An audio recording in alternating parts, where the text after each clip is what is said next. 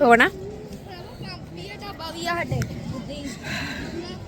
So ನಾವು ಇವತ್ತು ಒಳಗಡೆ ಹೋಗ್ತಾ ಇಲ್ಲ, ಹೊರಗಡೆಗೆ ಒಂದು ಪರಿಕ್ರಮ ಅಂತ ಇಲ್ಲಿ ಹೇಳ್ತಾರೆ. ಪರಿಕ್ರಮ ಮಾಡಿಕೊಂಡು ಲಂಗರ್ ತಿಂದಾಯಿತು, ಪ್ರಸಾದ ತೊಗೊಂಡು ಇವಾಗ ರೂಮ್ ಕಡೆ ಹೊರಟಿದ್ದೀವಿ. ನಾಳೆ ಬೆಳಗ್ಗೆ ಫ್ರೆಶ್ ಆಗಿ ಸ್ನಾನ ಮಾಡ್ಕೊಂಡು ಬರೋಣ ಅಂತ, ಬಿಕಾಸ್ ಅದೇ ಕರೆಕ್ಟ್ ಅಂತ ಅನಿಸುತ್ತೆ. ಸೊ ಎಸ್, ಸರ್ದಿಯಲ್ಲಾಗಿದೆ, ಸಕ್ಕದಾಗಿದೆ ನೋಡೋಕ್ಕೆ. ಒಂಥರ ಕ್ಯಾಮ್ರಾ ಎಲ್ಲ ಜಸ್ಟಿಸ್ ಮಾಡೋದೇ ಇಲ್ಲ. It is that good. ಅಂದರೆ ಹೆಂಗೆ ಹೇಳಿ, ಅದ್ರ ಸುತ್ತಲೂ ಫುಲ್ ನೀರಿದೆ. ಅಫ್ಕೋರ್ಸ್ ಫೋಟೋಸಲ್ಲೆಲ್ಲ ತುಂಬ ಚೆನ್ನಾಗಿ ಸಿಗುತ್ತೆ. ಆ್ಯಂಡ್ ಇನ್ನೊಂದೇನೆಂದರೆ ಇಲ್ಲಿ ಲಂಗರಲ್ಲಿ ಯಾರ್ಯಾರೆಲ್ಲ ಕೆಲಸ ಮಾಡ್ತಾರಲ್ಲ ಅವ್ರು ಯಾರಿಗೂ ಅಂದರೆ ಸಂಬಳ ಕೊಟ್ಟರು ಯಾರೂ ಜಾಸ್ತಿ ಜನ ನಿಂತ್ಕೊಂಡಿಲ್ಲ. ಇಲ್ಲಿ ಎಲ್ಲರೂ ಸೇವೆ ಮಾಡಬೇಕು ಅಂತ ಬಂದಿದ್ದಾರೆ. ಸೇವೆ ಅನ್ನೋ ಲೆಕ್ಕಕ್ಕೆ ಹೆಂಗೆ ಮಾಡ್ತಾರೆ ಅಂದರೆ ಚಪಾತಿ ಕೊಡ್ತಾರೆ, ರೊಟ್ಟಿ ಅಂತ ಏನು ಹೇಳ್ತಾರಲ್ಲ ಅದರಿಂದ ಹಿಡಿದು ಎಲ್ಲರೂ ಪ್ರತಿಯೊಂದು ಪಾತ್ರೆ ತೊಳೆಯೋದು, ಚಪ್ಪಲಿ ತೊಗೊಂಡು ಒಳಗಡೆ ಇಡೋದ್ರಿಂದ ಹಿಡಿದು ಸೇವೆ ಮಾಡ್ತಾರೆ ಇಲ್ಲಿ. ಸೊ ಎಸ್, ಆಲ್ಸೋ ಇಲ್ಲಿ ಈ ಥರ ಕಾರ್ಪೆಟ್ಗಳನ್ನ ಹಾಸಿ ಇಟ್ಟಿದ್ದಾರೆ ಸ್ವಲ್ಪ ಸ್ವಲ್ಪ ಡಿಸ್ಟೆನ್ಸಲ್ಲೇ. ಥಂಡಿಗೂ ಆಗುತ್ತೆ, ಹಾಗೆ ಬಿಸಿಲಿಗೂ ಆಗುತ್ತೆ. ಮೋಸ್ಟ್ಲಿ ಬೆಳಗ್ಗೆ ಬಿಸಿಲು ಟೈಮಲ್ಲಿ ಕಾಲು ಸಕ್ಕದಾಗಿ ಸುಡುತ್ತೆ ಅನಿಸುತ್ತೆ. ಇವಾಗಲೂ ಕಾಲು ಕೆಳಗಡೆ ಇಡೋಕ್ಕಾಗ್ತಾಯಿಲ್ಲ, ಸ್ವಲ್ಪ ಇದೆ ಥಂಡಿ. So everything is taken care of. Finally ಅಲ್ಲಿಂದ ಹೊರಗಡೆಗೆ ಬಂದಾಯಿತು. ಒಳಗಡೆ ಒಂದು ಸ್ವಲ್ಪ ಹೊತ್ತು ಆರಾಮಾಗಿ ಕೂತ್ಕೊಂಡು ಒಂಚೂರು ಎಂಜಾಯ್ ಮಾಡಿಕೊಂಡು ಅದು ಮ್ಯೂಸಿಕ್ ಕೇಳಿಸ್ತಾ ಇತ್ತು, ಅದನ್ನು ಕೇಳಿಸ್ಕೊಂಡು ಹೊರಗಡೆಗೆ ಬಂದ್ವಿ. ಬಂದಮೇಲೆ ಹಾಗೆ ಸ್ಟ್ರೀಟ್ ಆನ್ ದ ವೇ ನೋಡ್ಕೊಳ್ತಾ ಬಂದ್ವಿ. ಹಸ್ಬೆಂಡು 1-2-3 ಶೂಸ್ ಟ್ರೈ ಮಾಡಿದ್ರು. ನಾನು ನೋಡ್ತಾ ಇದ್ದೆ ಏನು ಕತೆ ಹೆಂಗೆಲ್ಲ ಇದೆ ಅಂತ ಹೇಳಿ. ಆ್ಯಂಡ್ ನಾವು ಒಂದು ಸ್ವಲ್ಪ ನಿದ್ದೆ ಮಾಡ್ಕೊಂಡು ಹೋಗಿದ್ರಿಂದ ನಮ್ಗೆ ಅನಿಸ್ತು 12 ಗಂಟೆಗೆಲ್ಲ ಕ್ಲೋಸ್ ಆಗುತ್ತೆ, ಅಲ್ಲಿವರೆಗೂ ಅಲ್ಲೇ ಇರೋಣ. ಅಂದರೆ ಅದೊಂಥರ ಏರಿಯಾ ವೈಬ್ ಚೆನ್ನಾಗಿರುತ್ತಲ್ಲ, ಸೊ ಅಲ್ಲೇ ಕೂತ್ಕೊಳ್ಳೋಕೆ ಬೆಂಚೆಲ್ಲ ಮಧ್ಯದಲ್ಲಿ ಹಾಕಿದ್ರು. ಒಂದು ಸ್ವಲ್ಪ ಚಿಲ್ಲಿತ್ತು, ಅಂದರೆ ಚಳಿ ಆಗೋಷ್ಟು ಚಳಿ ಇರಲಿಲ್ಲ, ಬಟ್ ಚೆನ್ನಾಗಿತ್ತು. ಒಂದು ಲೋಟ ಕಾಫಿ ತೊಗೊಂಡು ಇಬ್ಬರು ಅಲ್ಲೇ ಕೂತ್ಕೊಂಡು ಎಂಜಾಯ್ ಮಾಡಿದ್ವಿ. ಅಷ್ಟೊಂದೇನು ಚಳಿ ಇಲ್ಲ, ನಾನು ಸ್ವೆಟರ್ ಕೂಡ ಹಾಕ್ಕೊಂಡಿಲ್ಲ. ಸೊ ಬೆಂಗಳೂರಲ್ಲಿ ಇದಕ್ಕಿಂತ ಜಾಸ್ತಿ ಚಳಿ ಇತ್ತು. ನಾವು ಮೊನ್ನೆ ಬರೋಕ್ಕೆ ಹೊರಟಾಗ ಇನ್ನೂ ಸಿಕ್ಕಾಪಟ್ಟೆ ಚಳಿ ಇತ್ತು. ಅಂದರೆ ಅಲ್ಲಿ ಸೈಕ್ಲೋನ್ ಇದ್ದಿದ್ದರಿಂದ. ಬಟ್ ಇವ್ರು ಹೇಳಿದ್ರು ದಟ್ ಇನ್ನೊಂದು 15 ದಿನ ಆಯಿತು ಅಂದರೆ ಫುಲ್ ಸಖತ್ ಚಳಿ ಆಗುತ್ತೆ, ಟೋಪಿ ಗ್ಲವ್ಸ್ ಎಲ್ಲ ಹಾಕೋಬೇಕಾಗತ್ತೆ ಅಂತ. ಚಳಿ ಇದೆ ಅಂದರೆ ಚಿಲ್ಲಾಗಿದೆ, ಬಟ್ ಅಷ್ಟು ಗಡಗಡ ನಡ್ಗೋಷ್ಟು ಏನಾದ್ರು ಬೇಕು ಅನ್ನೋಷ್ಟು ಚಳಿ ಇಲ್ಲ. So that is one advantage. ಯಾಕಂದರೆ ನಮಗೆ ಅನಿಸಿತ್ತು ತುಂಬ ಚಳಿ ಇರುತ್ತೇನೋ, ಹೆಂಗಪ್ಪ ಮ್ಯಾನೇಜ್ ಮಾಡೋದು ಏನು ಕತೆ ಅಂತ ಹೇಳಿ. ಬಟ್ ಅಷ್ಟು ಚಳಿ ಇಲ್ಲ. ಈಗ 12 ಗಂಟೆ 5 ನಿಮಿಷ ಆಗ್ತಾ ಇದೆ. ಆ್ಯಂಡ್ ಈಗ ಮಾರ್ಕೆಟ್ ಎಲ್ಲ ಕ್ಲೋಸ್ ಆಗುತ್ತೆ. ಪೊಲೀಸ್ ವ್ಯಾನ್ ಕೂಡ ಬಂತು, ಒಂದು ಸರಿ ಅಂದ್ಕೊಂಡು ಹೋದರು. ಸೊ ಇವಾಗ ಮಾರ್ಕೆಟ್ 12 ಗಂಟೆಗೆಲ್ಲ ಕ್ಲೋಸ್ ಮಾಡ್ತಾರಂತೆ. ಆ್ಯಂಡ್ ನಾವು ಒಂದು ಶಾಪಿಗೆ ಹೋಗಿದ್ವಿ, ನೀವು ಕ್ಲಿಪ್ಪಿಂಗ್ ನೋಡಿರ್ತೀರ. ಆ ಶಾಪಲ್ಲಿ ಒಂದಿಷ್ಟೆಲ್ಲ ಏನೇನೋ ತೊಗೊಂಡ್ವಿ. ಸೊ ರೂಮಿಗೆ ಹೋದ್ಮೇಲೆ ಅಥವಾ ಐ ಥಿಂಕ್ ಕಲೆಕ್ಟಿವ್ಲಿ ಒಂದು ಹಾಲ್ ಮಾಡೋಣ ಅಂದ್ಕೊಳ್ತಾ ಇದ್ದೀರಿ. ನೋಡೋಣ. ಇವತ್ತು ಆ್ಯಕ್ಚುಲಿ ಅದನ್ನು ಮೋಸ್ಟ್ ಪ್ರಾಬಬ್ಲಿ ನಾನು ಹಾಕ್ಕೊಳ್ತೀನಿ. ಇವಾಗ ನಾನು ತೊಗೊಂಡಲ್ಲ, ಅದನ್ನು ಹಾಕ್ಕೊಳ್ತೀನಿ ಆಲ್ಸೋ. ಸೊ ಅದನ್ನು ಹಾಕ್ಕೊಂಡಾಗ ತೋರಿಸ್ತೀನಿ.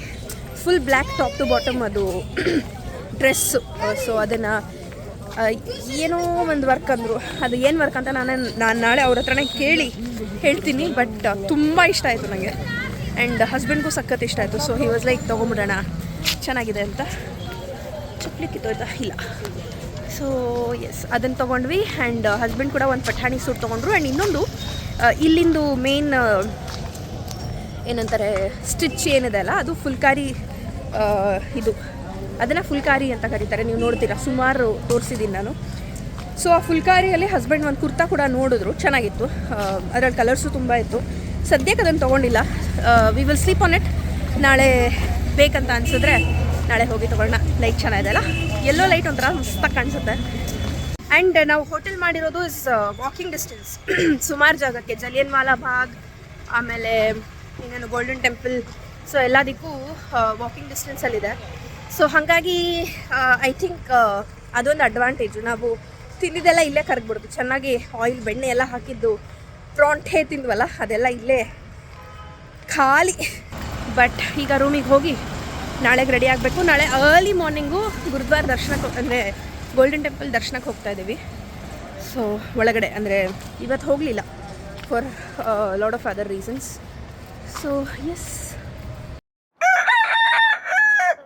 ಶುಭೋದಯ ಅಂತ ಹೇಳ್ಕೊಳ್ತಾ ನಾವು ಬೆಳಗ್ಗೆ ಎದ್ದು ಗೋಲ್ಡನ್ ಟೆಂಪಲ್ ಕಡೆಗೆ ಹೊರಟ್ವಿ. ದರ್ಶನ ಒಳಗಡೆ ಹೋಗೋಣ ಅಂತ ಹೇಳಿ. ಗೋಲ್ಡನ್ ಟೆಂಪಲ್ ತುಂಬ ಜನ ಕಮ್ಮಿ ಇದ್ದರು, ಬೆಳಗ್ಗೆ ಇತ್ತಲ್ಲ. ಸೊ ಹಾಗಾಗಿ ತುಂಬಾ ಜನ ಕಮ್ಮಿ ಇದ್ದರು ಹೊರಗಡೆಗೆ.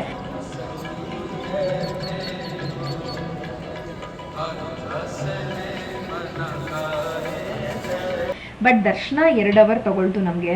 ಕ್ಯೂ ಏನಿದೆ ಅದು ಮೂವ್ ಆಗ್ತಾ ಇರಲಿಲ್ಲ ಆ್ಯಂಡ್ ಯಾರೂ ರಶ್ ಮಾಡ್ತಾ ಇರಲಿಲ್ಲ. ಅಲ್ಲಿ ಒಳಗಡೆ ಹೋದ್ಮೇಲೂ ಅಲ್ಲಿ ಆರಾಮಾಗಿ ಕೂತಿದ್ರು ಜನ. ಒಳಗಡೆ ಹೋಗಿ ಹೊರಗೆ ಬಂದ ಮೇಲೆ ಸ್ವಲ್ಪ ಹೊಟ್ಟೆ ಹಶ್ವಾಗಕ್ಕೆ ಶುರುವಾಯಿತು. ಸೊ ಹಾಗಾಗಿ ಒಂದು ಇಮಿಡಿಯೇಟಾಗಿ ಮ್ಯಾಗಿ ತೊಗೊಂಡ್ವಿ. ಅದಾದಮೇಲೆ ಅಲ್ಲೇ ಒಂದು ಈಟ್ರಿ ಇತ್ತು ಚಿಕ್ಕದೊಂದು, ಅಲ್ಲಿ ಹೋಗಿ ಸ್ಟಫ್ಡ್ ಪನ್ನೀರ್ ಕುಲ್ಚಾ ಅಂದರೆ ಸ್ಟಫ್ಡ್ ಮಿಕ್ಸ್ ಕುಲ್ಚಾ ತಿಂದ್ವಿ, ಪನ್ನೀರ್ ಪಕೋಡ ತಿಂದ್ವಿ. ಒಂದು ಸ್ವಲ್ಪ ಹೊಟ್ಟೆ ಸಮಾಧಾನ ಆದಮೇಲೆ ಅಲ್ಲಿಂದ ಸೀದಾ ನಾವು ಹೋಗಿದ್ದು ಜಲಿಯನ್ ವಾಲಾ ಬಾಗ್ಗೆ. ಸೊ ಇದರದ್ದು ಹಿಸ್ಟ್ರಿ ಅಫ್ಕೋರ್ಸ್ ತುಂಬ ದೊಡ್ಡದಿದೆ, ಅಂದರೆ ಭಯಾನಕವಾಗಿದೆ ಆ್ಯಕ್ಚುಲಿ. ಬಟ್ ನನಗೆ ಇಂಡಿಯನ್ ಹಿಸ್ಟ್ರಿ ಅಥವಾ ಈ ಫ್ರೀಡಮ್ಗೆ ಕನೆಕ್ಟ್ ಆಗಿರುವಂಥ ಯಾವುದೇ ವಿಷಯ ಆದರೂ ಸ್ವಲ್ಪ ಒಲವು ಜಾಸ್ತಿ, ಸ್ವಲ್ಪ ಅದ್ರ ಮೇಲೆ ಇಂಟ್ರೆಸ್ಟ್ ಜಾಸ್ತಿ ಇರುತ್ತೆ ನನಗೆ. ಬಟ್ ಈ ಪರ್ಟಿಕ್ಯುಲರ್ ಜಾಗದ ವಿಷಯ ಏನು ಅಂತ ಹೇಳಿದ್ರೆ ಒಂದು 2-3 ಇನ್ಸ್ಟೆನ್ಸಸ್ ಕೊಡ್ತೀನಿ, ನಿಮಗೆ ಕರೆಕ್ಟಾಗಿ ಗೊತ್ತಾಗುತ್ತೆ. ಆಗ ಗೊತ್ತಿರೋರಿಗೆ ಆಬ್ವಿಯಸ್ಲಿ ಫುಲ್ ಕತೆ ಗೊತ್ತಿರುತ್ತೆ. ಸೊ ಈ ಪಂಜಾಬ್ ಅಥವಾ ಸಿಖ್ ಕಮ್ಯುನಿಟಿ ಅವರ ಒಂದು ಹಬ್ಬ ಏನು ಅಂದರೆ ಒಂದು ಬೈಸಾಖಿ ದಿನ ಅಂತ ಒಂದು ಬರುತ್ತೆ. ಅಂದರೆ ನಮ್ಮದು ವೈಶಾಖ ಮಾಸ ಬೇಸಿಕಲಿ ಅದು, ಅವರದ್ದು ಆ ಟೈಮಲ್ಲಿ ಅದೊಂದು ಹಬ್ಬ ಬರುತ್ತೆ. ಅಂದರೆ ಒಂಥರ ಅದನ್ನು ಆಸ್ಪಿಷಿಯಸ್ ಡೇ ಅಂತ ಅವ್ರು ಕನ್ಸಿಡರ್ ಮಾಡ್ತಾರೆ. ಅವತ್ತಿನ ದಿನ ಈ ಒಂದು ಪರ್ಟಿಕ್ಯುಲರ್ ಜಾಗಕ್ಕೆ ಜಲಿಯನ್ ವಾಲಾ ಬಾಗ್ ಅಂತ ಏನು ಕರಿತೀವಲ್ಲ ಆ ಜಾಗಕ್ಕೆ ಬಂದು ಅವರು ಏನು ಒಂದು ಪರ್ಟಿಕ್ಯುಲರ್ ಆ್ಯಕ್ಟ್ ರಿವೋಲ್ಟ್ ಮಾಡಬೇಕು, ಅದು ಅವ್ರಿಗೆ ಒಪ್ಪಿಲ್ಲ. ಅಂದರೆ ಡಿಸ್ಕಷನ್ ಫ್ರೀಡಮ್ ಫೈಟಿಂಗ್ ಟೈಮಲ್ಲಿ ಸುಮಾರು ಈ ಥರದ ಗ್ರೂಪ್ ಡಿಸ್ಕಷನ್ಸ್ ಎಲ್ಲ ಆಗ್ತಾ ಇತ್ತು. ಅದನ್ನು ತಡೆಗಟ್ಟಕ್ಕೆ ಸಿಕ್ಕಾಪಟ್ಟೆ ಬ್ರಿಟಿಷರ್ಸು ಟ್ರೈ ಮಾಡಿದ್ದಾರೆ. ಬಟ್ ನಮ್ಮ ಈ ಗಣಪತಿ ರೋಡಲ್ಲಿ ಕೂಡಿಸ್ತೀವಲ್ಲ ಅದು ಕೂಡ ಒನ್ ಆಫ್ ದ ಏನಂತಾರೆ ಥಿಂಗ್, ಲೈಕ್ ಒಂದು ಪರ್ಟಿಕ್ಯುಲರ್ ಸಂದರ್ಭ ಅದು ಕೂಡ. ಯಾಕಂದರೆ ಅವಾಗೆಲ್ಲ ಇಂಡಿಯನ್ಸ್ ಎಲ್ಲರೂ ಒಂದು ಕಡೆ ಗುಂಪು ಮಾಡಿ ನಿಂತ್ಕೊಂಡಿದ್ದಾರೆ ಅಂತ ಹೇಳಿದ್ರೆ ಇಲ್ಲ ಡೈರೆಕ್ಟಾಗಿ ಶೂಟೌಟ್ ಆಗೋಗ್ತಾ ಇತ್ತು. ಸೊ ಹಾಗಾಗಿ ಗಣಪತಿ ಕೂಡ್ಸೋದ್ರಿಂದ ಅದನ್ನೇನೋ ಸೆಲೆಬ್ರೇಟ್ ಮಾಡ್ತೀವಿ ಅನ್ನೋ ಕಾರಣಕ್ಕೆ ಆಗ ಬಂದಿದ್ದದು ಎಕ್ಸಿಸ್ಟೆನ್ಸಿಗೆ. ಗಣಪತಿ ರೋಡಲ್ಲಿ ಕೂಡಿಸಿ ಅಲ್ಲೇ ಈ ಫ್ರೀಡಮ್ ಫೈಟಿಂಗ್ ವಿಷಯಕ್ಕೆ ಏನು ಮಾಡಬೇಕು ನೆಕ್ಸ್ಟು ಅನ್ನೋ ವಿಷಯಕ್ಕೆ ಡಿಸ್ಕಷನ್ಸ್ ನಡೀತಾ ಇತ್ತು. ಹಾಗೆ ಇದೊಂದು ದಿನ ಅಮೃತ್ಸರಲ್ಲಿ ಪಂಜಾಬಲ್ಲಿ ಈ ಪರ್ಟಿಕ್ಯುಲರ್ ಜಾಗದಲ್ಲಿ ಒಂದೇ ಎಕ್ಸಿಟ್ ಇರೋದು. ಇಲ್ಲಿ ಇನ್ನು 3 ಕಡೆಗೂ ಪೂರ್ತಿ ಕಂಪ್ಲೀಟ್ ದೊಡ್ಡ ಬಿಲ್ಡಿಂಗ್ ಇದೆ, ಹತ್ಕೊಂಡು ಯಾರೂ ತಪ್ಪಿಸ್ಕೊಂಡು ಹೋಗೋಕ್ಕಾಗಲ್ಲ. ಸೊ ಅಂಥ ಜಾಗ ನೋಡಿಕೊಂಡು ಇವರು ಈ ಜನಗಳೆಲ್ಲ ಅಲ್ಲಿ ಬಂದಾಗ ನೋಡಿಕೊಂಡು ಬ್ರಿಟಿಷರ್ಸ್ ಏನು ಮಾಡಿದ್ದಾರೆ, ಗುಂಡು ಹಾರಿಸಿದ್ದಾರೆ. ಸೊ ಅಲ್ಲೊಂದು ಚೌಕಟ್ಟು ಜಾಗ ಇತ್ತಲ್ಲ, ಅಲ್ಲಿ ನಿಂತ್ಕೊಂಡು ಸಿಕ್ಕವ್ರಿಗೆ ಹೆಣ್ಮಕ್ಳು, ಚಿಕ್ಕ ಮಕ್ಕಳು, ಗಂಡಸರು ಯಾರ ಮುಖನೂ ನೋಡ್ದಲೆ, ವಯಸ್ಸಾಗಿದೆಯೋ ಇಲ್ವೋ ಏನೂ ನೋಡ್ದಲೆ ಸಿಕ್ಕಾಪಟ್ಟೆ ಗುಂಡು ಹಾರಿಸಿದ್ದಾರೆ. ನೀವು ಇಲ್ಲಿ ಬಾಕ್ಸ್ ಏನು ನೋಡ್ತಿದ್ದೀರಲ್ಲ ಅದು ಆ್ಯಕ್ಚುಲಿ ಬುಲೆಟ್ ಎಲ್ಲಿ ಹೋಗಿ ತಾಕಿದೆ ಆ ಜಾಗ, ಅದನ್ನು ನೀಟಾಗಿ ಅವ್ರು ಮಾರ್ಕ್ ಮಾಡಿ ಇಟ್ಟಿದ್ದಾರೆ.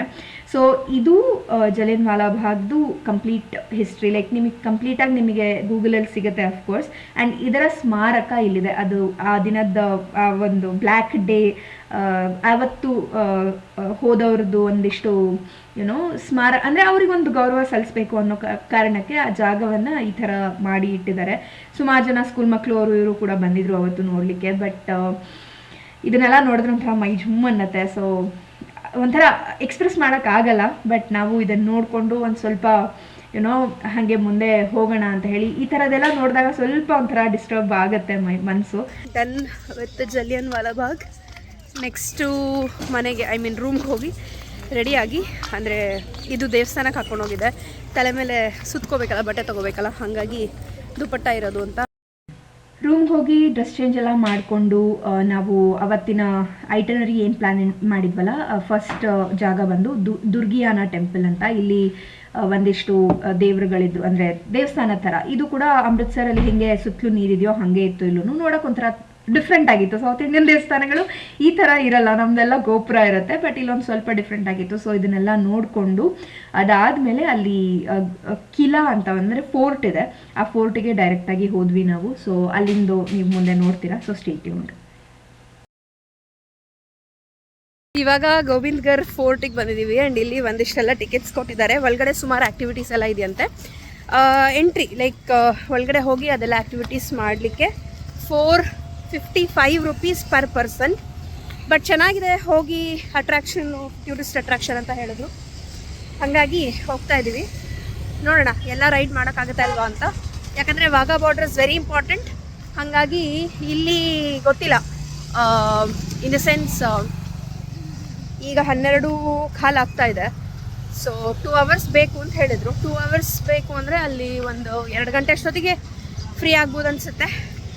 ಬಟ್ ನೋಡೋಣ ಒಳಗಡೆ ಹೋಗಿ ಹೆಂಗಿದೆ ಅಂತ ತೋರಿಸ್ತೀನಿ. Stay tuned. Very different from south Indian ಫೋರ್ಟ್ಗಳಿರುತ್ತಲ್ಲ ಅದು. ನಾನು ಕೋಟೆನಾಡಿಂದಾನೇ ಬಂದಿರೋದು, ನಾನು ಚಿತ್ರದುರ್ಗದವಳು. ಹಾಗಾಗಿ ಇದು ಸ್ವಲ್ಪ ಕಮ್ಮಿ ರಿಲೇಟ್ ಆಗ್ತಿದೆ, ಯಾಕಂದರೆ ಇದ್ರ ಹಿಸ್ಟ್ರಿ ಅಷ್ಟು ಜಾಸ್ತಿ ಏನೂ ಇಲ್ಲ. ಸೊ ಹಾಗಾಗಿ ಅಷ್ಟು ರಿಲೇಟ್ ಆಗ್ತಾ ಇಲ್ಲ. But okay, let's see.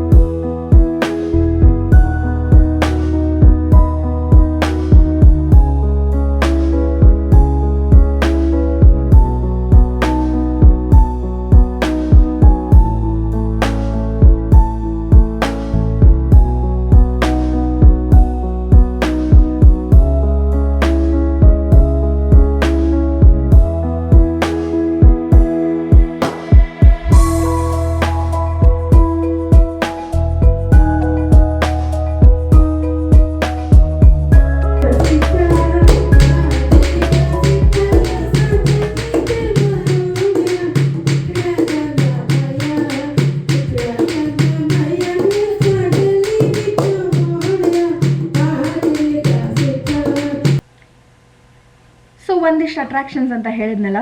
So ಇದೊಂದು ಆ್ಯರೋ ಇತ್ತು, ಕ್ಯಾಮೆಲ್ ರೈಡಿಂಗ್ ಇತ್ತು, ಮತ್ತು ಒಳಗಡೆಗೆ ಒಂದು 7Dದು ಒಂದು ಚಿಕ್ಕ ಪಿಕ್ಚರ್ ತೋರಿಸಿದ್ರು. ಅದಂದರೆ ಈ ಫೋರ್ಟ್ದು ಹಿಸ್ಟ್ರಿ ಏನು ಅಂದರೆ, ಒಬ್ಬ ಪರ್ಟಿಕ್ಯುಲರ್ ರಾಜ, ನನಗೆ ನೆನಪಿಲ್ಲ ಆ್ಯಕ್ಚುಲಿ ಅದು ಸ್ಟೋರಿ, ಬಟ್ ಆ ರಾಜನಿಗೆ ಹೇಗೆ ಆ ರಾಜಂಗೆ ಧೈರ್ಯ ಬಂತು, ಹೇಗೆ ಆ ರಾಜ ಎಲ್ಲ ಇದು ಮಾಡ್ದ ಅಂತ ಹೇಳಿ. ಆ್ಯಂಡ್ ಎಕ್ಸ್ಪೀರಿಯನ್ಸ್ ತುಂಬ ಚೆನ್ನಾಗಿತ್ತು. ಯಾಕೆ ಅಂತ ಹೇಳಿದ್ರೆ, ನಮ್ಮ ಚೇರ್ಸ್ ಕೂಡ ಕುದುರೆ ಓಡಿದಾಗ ಕುದುರೆ ಥರ ಹಿಂದೆ ಮುಂದೆ ಹೋಗ್ತಾ ಇತ್ತು. ಆಮೇಲೆ ಅಲ್ಲೇನೋ ಮೇಲಿಂದ ಕೆಳಗೆ ಬೀಳೋ, ಅಂದರೆ ಒಂಥರ ಫುಲ್ ಆಲ್ ದ ಸೆನ್ಸಸ್ ಅಂತ ಹೇಳ್ತಾರಲ್ಲ. ಸೊ ಹಾಗಾಗಿ ನಾವು ಮೇಲಿಂದ ಅಂದರೆ ಕುದುರೆ ಎಲ್ಲ ನಿಂತ್ಕೊಂಡ ತಕ್ಷಣ ಗಾಳಿ ಬಂದು ಮುಖಕ್ಕೆ ಹೊಡಿಯುತ್ತಲ್ಲ, ಸೊ ಅವಾಗ ಮುಂದೆ ಏನೋ ಇಟ್ಟಿದ್ರು, ಅಲ್ಲಿಂದ ಮುಖಕ್ಕೆ ಗಾಳಿ ಹೊಡಿತಾ ಇತ್ತು, ಅಂದರೆ ಗಾಳಿ ಬರ್ತಾ ಇತ್ತು. ಸೊ ಇದೆಲ್ಲ ಇತ್ತು, ಚೆನ್ನಾಗಿತ್ತು. ಅಂದರೆ ಅದೊಂದು ಎಕ್ಸ್ಪೀರಿಯನ್ಸ್, ಅದೇ ಬೆಸ್ಟ್ ಅನಿಸಿದ್ದು ನಮಗೆ ಇರೋ ಪೂರ್ತಿ ಇದರಲ್ಲಿ. ಅದು ಬಿಟ್ಟರೆ ಇದೊಂದು, ಈಗ ನೀವೇನು ನೋಡ್ತಿದ್ದೀರಾ ಪಗಡಿ. ಸೊ ನಿಮಗೆ ಸಿಕ್ ಅಂತ ಅಂದರೆ ಅವ್ರದ್ದು 5K ಇದೆ. ಅಂದರೆ ನನಗೆ ಪರ್ಟಿಕ್ಯುಲರ್ಲಿ ಗೊತ್ತಿಲ್ಲ ಅದು ಏನೇನು ಅಂತ ಹೇಳಿ. ಒಂದು ಕೈಗೆ ಹಾಕೊಳ್ಳೋ ಖಡ್ಗ, ಆಮೇಲೆ ತಲೆದು ಸುತ್ಕೊಳ್ತಾರಲ್ಲ, ಇದು ಪಗಡಿ ಏನಿದೆಲ್ಲ, ಪಗ್ ಅಂತ ಏನು ಕರೀತಾರೆ ಅಥವಾ ಪಗಡಿ ಏನಂತ ಕರೀತಾರೆ ಅವ್ರು ಪಂಜಾಬಿ ಅವ್ರದ್ದು. Of course that is compulsory. So ಹಾಗಾಗಿ ಅಲ್ಲಿ ಡಿಫ್ರೆಂಟ್ ಆಗಿ, ಯಾಕಂದರೆ ಚಿಕ್ಕ ಮಕ್ಕಳಿಗೆ ಕೂದಲನ್ನ ಆ್ಯಕ್ಚುಲಿ ಕರೆಕ್ಟಾಗಿ ಸೇವ್ ಮಾಡಿ ಇಡಲಿಕ್ಕೆ ಮಾತ್ರ ಕಟ್ತಾ ಇದ್ದಿದ್ದು.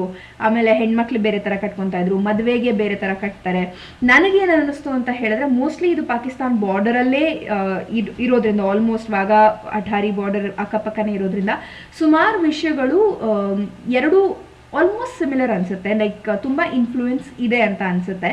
ಸೊ ನನಗೆ ಹಂಗೆ ಅನ್ನಿಸ್ತು ನಾನು ಅಲ್ಲಿ ಇದ್ದಾಗ. ಬಟ್ ಇದಿಷ್ಟು ನೋಡಿಕೊಂಡು ಅದಾದಮೇಲೆ ನಾವು ನೆಕ್ಸ್ಟ್ ಡೆಸ್ಟಿನೇಷನ್ಗೆ ಹೊರಟ್ವಿ.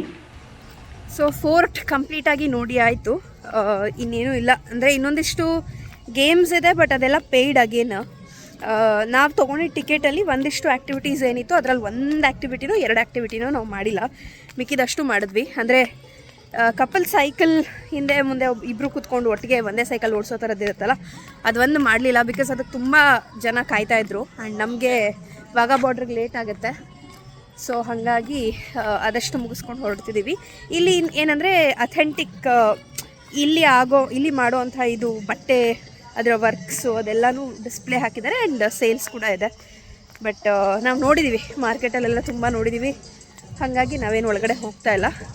ಹೀಗಿದೆ ಮಾರ್ಕೆಟಲ್ಲಿ ಒಳಗಡೆ. ಸೊ ಎಸ್, ಅಷ್ಟೇ.